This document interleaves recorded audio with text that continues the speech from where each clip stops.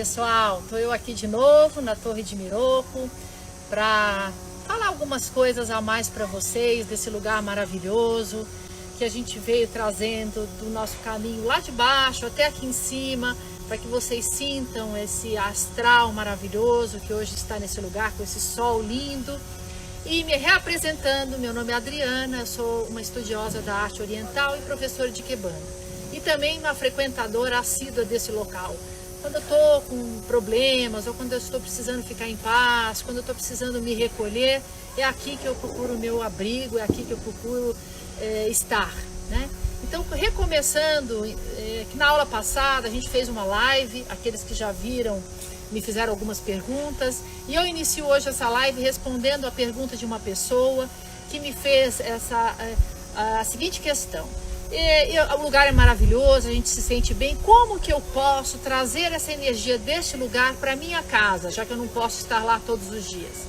Então, como eu sou professora de Ikebana, a forma com que eu trago essa paz para dentro da minha casa é trazendo a natureza para perto de mim. Então eu digo a todos vocês, tragam a natureza para perto de vocês, que essa paz ela vai se instalar no coração, ela vai se instalar na região onde vocês moram e vai acabar espalhando para todas as pessoas que moram perto, e nós vamos montar pequenos lares com flores, com flores, com flores, até que, se a gente observar isso, vai se tornar um lugar como esse, maravilhoso do ponto de vista paisagístico e também de paz. Então, hoje a gente vai continuar um pouco dos fatos históricos para a gente chegar no nosso objetivo principal, que é Ikebana. Na vez passada, eu falei a respeito da Torre de Miroco, que foi uma torre inspirada no templo Ruryo, que fica na cidade de Nara, que foi construído no século VI pelo príncipe Shutoku Taishi. Então, na verdade, eu acabei mostrando os jardins, a mistura que nós fizemos no Ocidente, com o jardim oriental e o jardim ocidental, e também utilizando aqui na parte de trás da torre um jardim que se chama Jardim Zen. Expliquei das pedras, expliquei das montanhas, expliquei da relação que esse jardim tem com o interior, com a contemplação, com a meditação, com estar bem, com estar procurando algo que nos faça bem. E partindo desse princípio, eu vou contar um pouco da história de onde começou a Ikebana. Nós falamos do arranjo Kuge, que foram os arranjos principais na época, que foram feitos por monges budistas, naquela época onde os templos se instalaram no Japão. E de lá, esses arranjos foram ganhando outros hemisférios, porque o Japão, durante 300 anos, ele foi governado pelos imperadores, né? Os imperadores eram a voz única japonesa, era uma família grande que tinha nesse império, e eles dominaram o Japão durante 300 anos. Depois desses 300 anos, como o Japão era construído de um monte de situações, de plantações, eram senhores da terra, as pessoas que normalmente moravam por lá, eles acabaram ficando com certos conflitos uns com os outros, acaba dando briga, porque eles acabam se dividindo entre o que plantar, como plantar, aonde plantar. Então foi se instalando alguns clãs de outras famílias que se revoltaram com os governos do imperador. E aí, com isso, eles tomaram o poder, que é a época que o Japão inicia, a partir do século XII, a ser um Japão governado por samurais. Os samurais, eles tinham preceitos éticos. Para quem não sabe, o Japão é um país, até hoje, distribuído em castas. A principal casta é a casta dos samurais. A segunda casta mais importante é a casta dos religiosos. A terceira casta é a casta que representa os comerciantes na última casta eram as pessoas que trabalhavam com a terra. Aí vocês vão me perguntar, e os aristocratas? Aristocrata, gente, não tem casta nenhuma, eles são ricos, eles são aonde eles quiserem ir. Porém, o que acontece? Como a casta mais alta era dos samurais, eles ditavam as regras básicas que as pessoas deveriam ter para ser um homem de respeito. Para ser um homem de respeito, na época no Japão, você tinha que dominar a arte da espada. A arte da espada era o principal que você tinha que dominar. Aí depois da arte da espada, você tinha que dominar a escrita, né? Porque você pegava um pincel e você tinha que saber pintar, então você tinha que dominar essa arte da escrita. Aí para você depois ter uma situação de pente fino, que você tivesse uma habilidade mais, como é que eu posso dizer, não tão grosseira, mas uma habilidade assim, com detalhes, né, requinte de detalhes, você tinha que também ter conhecimento da arte dos punhais, que eram os punhais pequenos, que eram as tesouras, as facas pequenas, porque você tinha que fazer objetos de arte com aquilo, né? E desses objetos de arte entra a arte da ikebana e entra a arte da cerimônia do chá. Então todo samurai, ou todo homem de respeito, tinha que dominar essas artes para se tornar um aristocrata, uma pessoa que tinha uma ascensão durante a época desse governo dos samurais. E aí o que aconteceu? Esse governo dos samurais durou alguns séculos, até mais ou menos 1800, né? Dessa época do século XII até 1800, eram os samurais que mandavam no Japão. Então era isso, a mulher não era tida como ninguém, né? Quem mandavam eram os samurais e o clã deles. E aí, o que aconteceu com isso? Aconteceu que os americanos, durante um período, quiseram montar uma base estratégica no Japão, para que eles colocassem os aviões deles, os barcos, os navios. E os samurais não queriam acordo com os americanos. Eles não gostavam, não queriam nada que tivesse de externo dentro do país. Eles não queriam que os americanos entrassem lá. Porém, o imperador, que estava enfraquecido na época, ele gostaria de ter de novo o poder de volta para ele, porque ele perdeu o poder depois daquele monte de confusões que houve com relação aos plantadores, às pessoas da terra, naquela época, que acabaram, como se diz, ficando ao lado dos samurais. Aí os americanos ofereceram para o imperador na época que se ele arrumasse um jeito deles montarem uma base americana local, eles ajudariam o imperador a assumir de novo o comando do Japão. E aí o imperador, que era muito vaidoso na época, aceitou o acordo com os americanos, montou a base americana no Japão e com isso houve a queda dos samurais e o imperador voltou de novo ao comando. Isso nós estamos falando na era Meiji, tá? É de 1800 para cá. E o que aconteceu dessa época? Aí o imperador pensou, o que eu posso fazer para acabar de vez com a reputação dos samurais?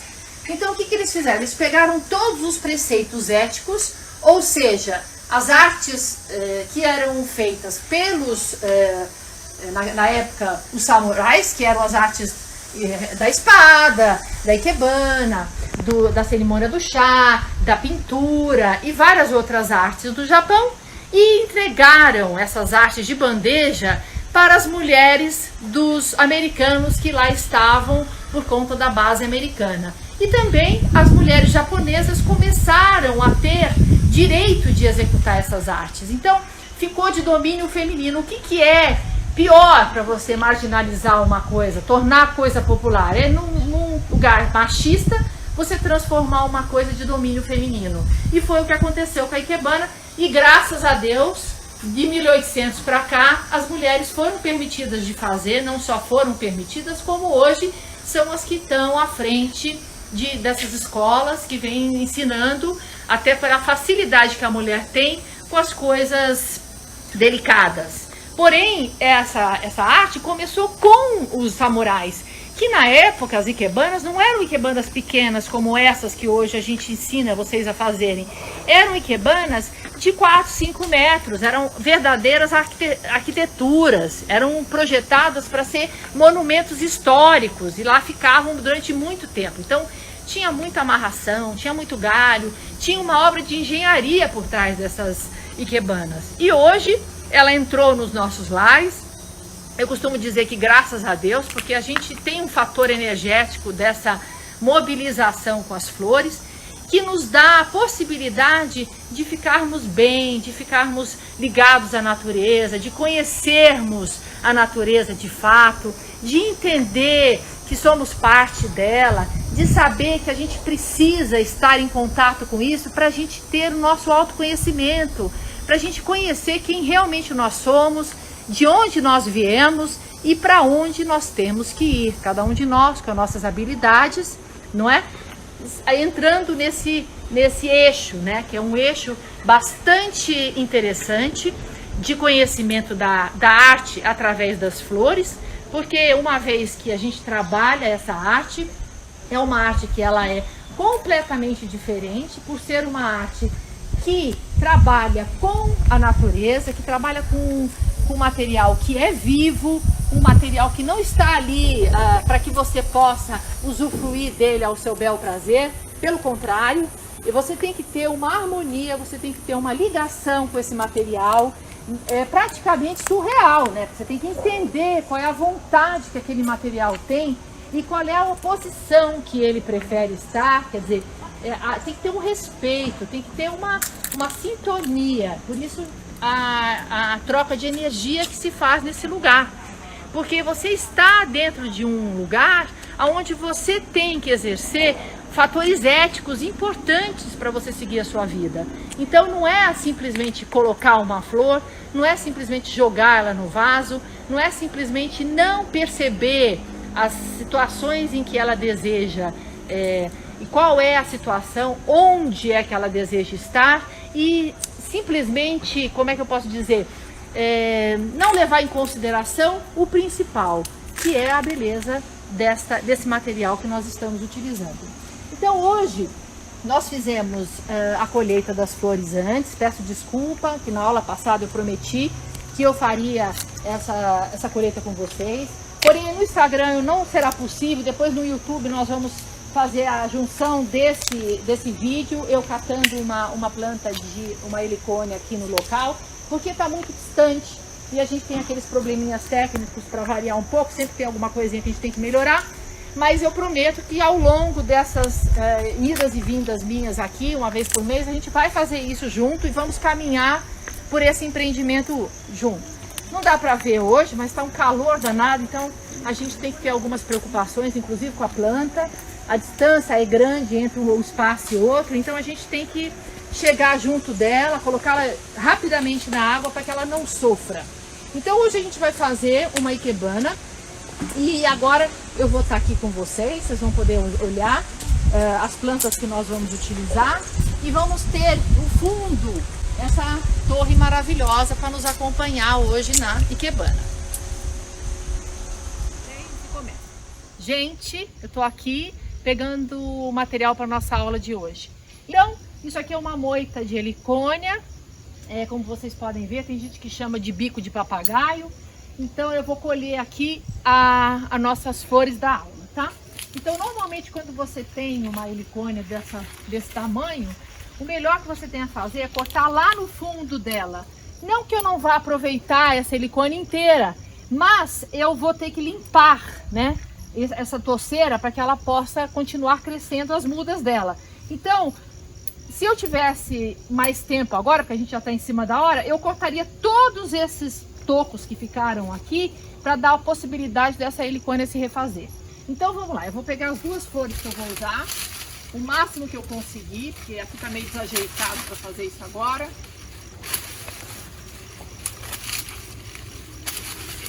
Ó, vou colocar ela aqui no chão e vou pegar a outra, tá?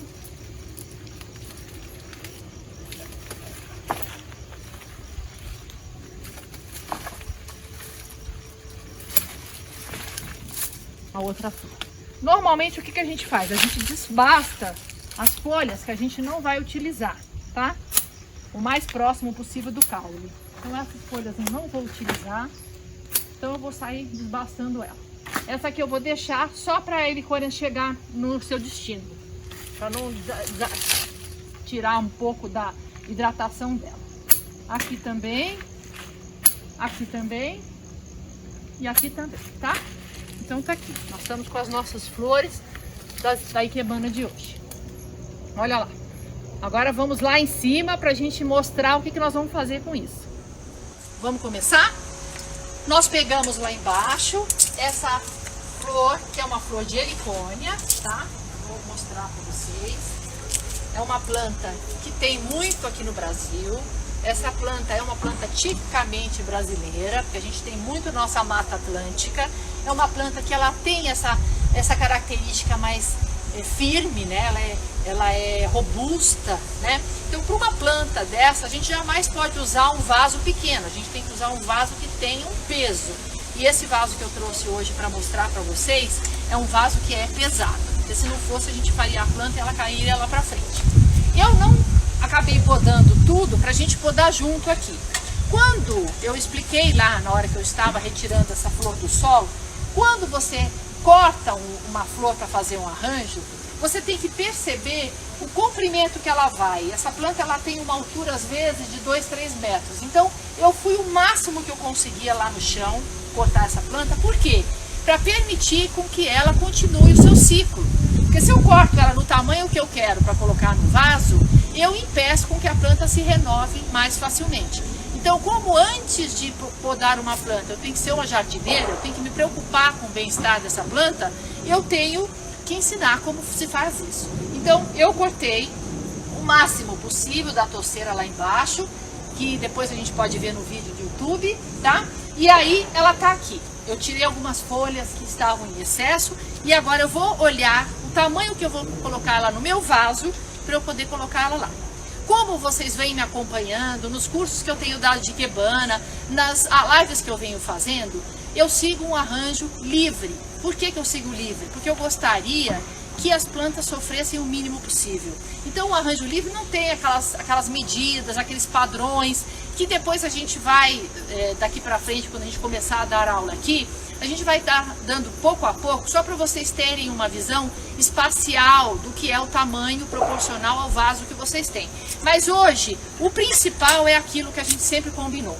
Vamos nos concentrar num objetivo maravilhoso, todo mundo, e vamos pensar num desejo muito especial para que você realize agora, ou daqui 5 minutos, ou no máximo uma semana, para a gente testar que isso realmente dá certo. Eu vou projetar agora o meu. E agora nós vamos cortar. E essa folha eu não vou utilizar porque esse vaso ele é um vaso pesado, mas eu não vou conseguir aguentar essa folha e esse tamanho de caule. Então eu já vou começar a cortar a folha, tá? Vou cortar, vou jogar aqui no chão, depois eu vou me arrumar aqui. Como essa helicônia ela é muito robusta, eu vou tirar um pouco desse peso na parte de baixo dela, ó. Isso aqui não machuca a planta, tá, gente? Isso aqui é só uma limpeza. Bom, aí eu fiz uma limpeza. Aí o que eu faço? Eu chego no meu vaso e vejo a altura que eu quero utilizar a planta e vou e corto na altura que eu acho que eu devo. Sempre como a pessoa não tem uma experiência boa visual, o melhor que tem a fazer é ir cortando devagarzinho. Então você corta e você coloca a planta no vaso, tá? Vou fazer de frente para vocês, depois qualquer coisa eu corrijo, tá? Então, você coloca a planta no vaso. Simplesmente o fato de você colocar no vaso, ela já está traçando o lugar dela. E amanhã, se você olhar, ela vai estar num outro posicionamento, porque ela também tem vontade própria, né? Então, a gente vem aqui na segunda flor que eu peguei, tá? Vamos aqui tirar também esses excessos, que pesa muito na hora de você colocar o arranjo. E aqui, essa folha, ela também é uma folha muito grande. Porém, se eu tirar aqui, eu vou sacrificar muito essa parte de baixo dela. Então, eu chego aqui, ó, e eu corto numa altura que não fique na frente da flor, mas que eu consiga colocar ela de uma forma harmoniosa.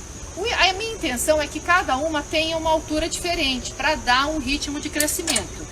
Isso aí é normal na vida. Existem pessoas mais velhas, pessoas mais novas, crianças. Então a gente dá um ritmo de crescimento para isso. Então o ideal é que não fique as duas exatamente do mesmo tamanho. Então eu vou encaixar essa flor aqui de uma forma livre, gente. Não tem necessidade da gente fazer uma coisa toda rebuscada. Eu poderia fazer aqui um acabamento de vaso. Porém hoje, com as dificuldades que a gente tem, eu gostaria de passar a beleza para vocês no mínimo possível de flores, no mínimo possível que a gente tenha que sacrificar a natureza para que a gente consiga o nosso objetivo, que nesse caso é um objetivo nobre. Por favor, peçam um objetivo nobre para elas, porque assim, com essa nobreza de atitude sua, nunca vai te faltar uma flor, nunca vai te faltar beleza na sua vida, e isso vai acabar sendo uma coisa que vai ser um exercício.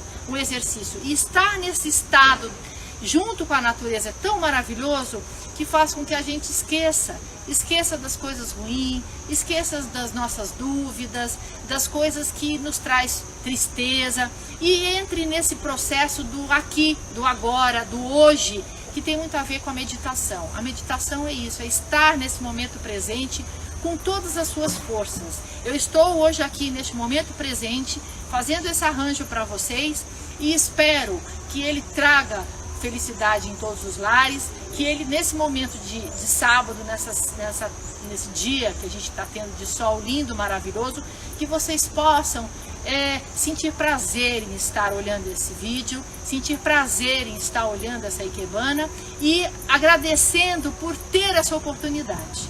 Eu vou dar uma olhadinha nelas de frente, só para ver se eu tenho que corrigir alguma coisa, mas como a planta por si só, ela já se recoloca, eu diria que aqui, olha, talvez eu traria um pouquinho mais pro canto, só para ela se harmonizar mais com a outra. E é isso. Vou pedir para a Lívia depois só dar uma volta para que vocês consigam olhar todo o movimento da planta. De baixo para cima, onde eu coloquei, como eu coloquei, fixei no vaso. Depois você vem por aqui, Lívia, vai por trás aqui, olha como tá embaixo. Eu não coloquei nada para fixar essa flor, ela simplesmente eu apoiei ela nesse vaso, porque o vaso ele é maravilhoso por si só e as plantas são lindas. E aqui esse lugar integra tudo isso. Então não existe necessidade alguma de colocar nem mais um detalhe e a gente trazer isso para a nossa vida. Até que ponto eu estou usando perfumaria demais na minha vida? Até que ponto eu estou exagerando nas coisas que eu preciso ter?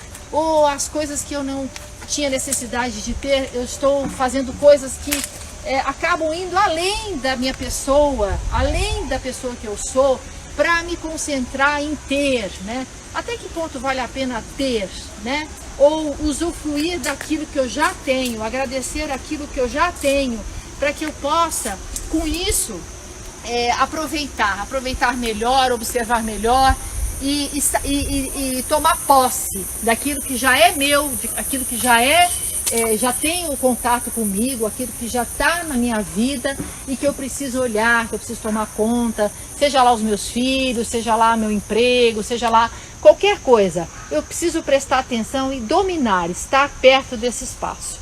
Então hoje foi uma brincadeira aqui nossa, eu espero que vocês tenham gostado. A gente vai fazer algumas tomadas aí, principalmente da torre, porque hoje ela está especialmente linda com esse brilho do sol.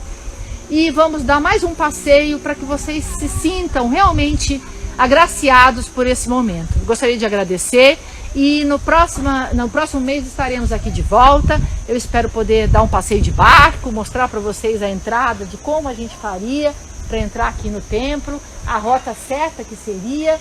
E agradeço todos que estão ligados com a gente e aqueles que vão se ligar depois. Obrigada!